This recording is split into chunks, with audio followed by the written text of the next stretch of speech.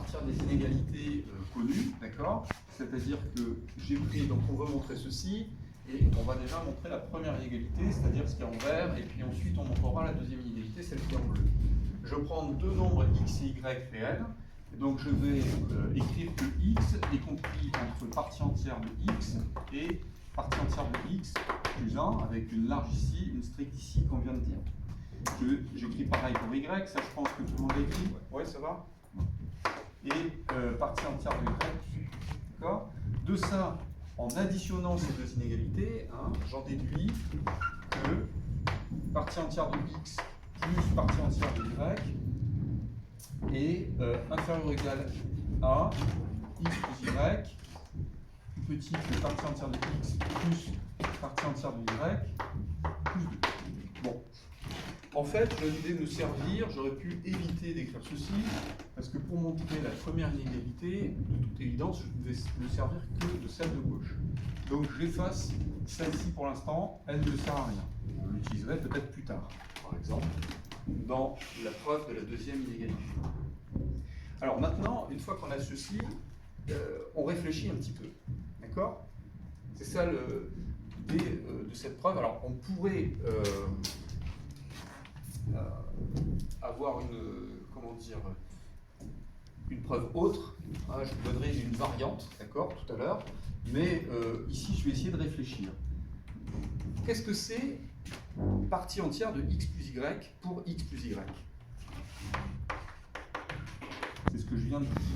Partie entière de x plus y, c'est le plus grand, hein, d'accord, et le plus grand entier relatif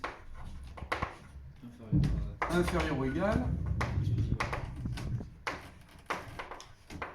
à x plus y. D'accord? Or, x plus, donc partie entière de x plus partie entière de y, est aussi, hein, puisque je fais un entier plus un entier, est aussi un entier relatif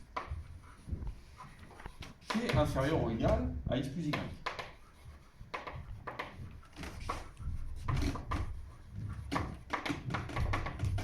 D'accord? De ça, je déduis quoi?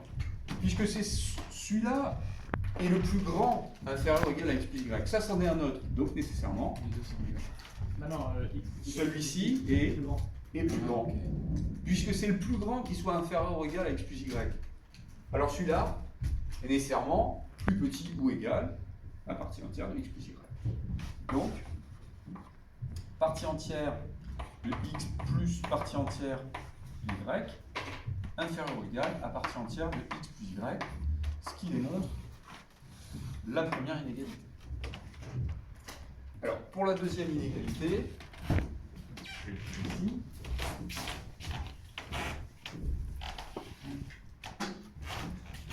Deuxième inégalité.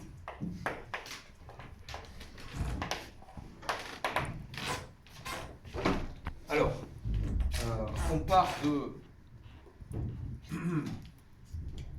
partie entière de x plus y.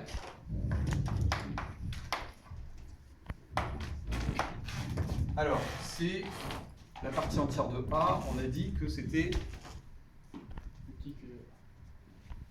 plus petit que x plus y. D'accord? Donc ça, ça fait partie de ces inégalités connues. D'accord? Et ensuite, on sait que x plus y est strictement plus petit que x plus y plus 1, enfin la partie entière de y plus 1, hein, c'est-à-dire, bon, vous admettez que j'écrive directement partie entière de x plus partie entière de y plus 2. D'accord? Par transitivité,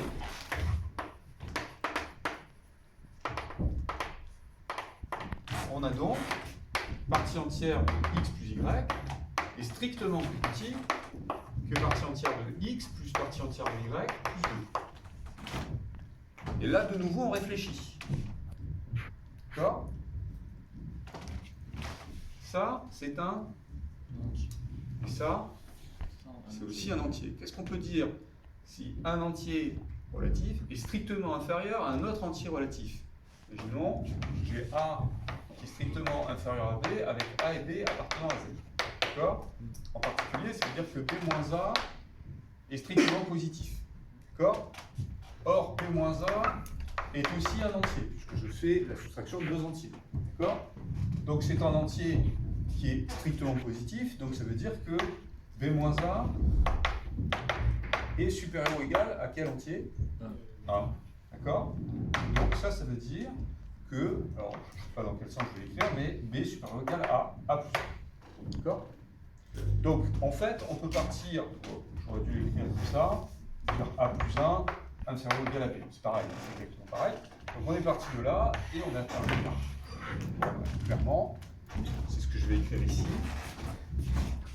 Comme x plus y appartient à z et x plus partie entière de x plus partie entière de y plus 2 appartient à z, alors partie entière de x plus y est inférieure ou égale à partie entière de x plus partie entière de y plus 1, ce qui montre la deuxième inégalité. Conclusion, c'est que B, puisque on a marqué clairement ce qu'on devait montrer, il est inutile de le répéter à la fin. Si vous ne le mettez pas ici, bien sûr, il faut mettre à la fin le résultat. Et là, j'ai le droit de mettre ce qu'il fallait démontrer, puisque j'ai dit ce qu'il fallait démontrer.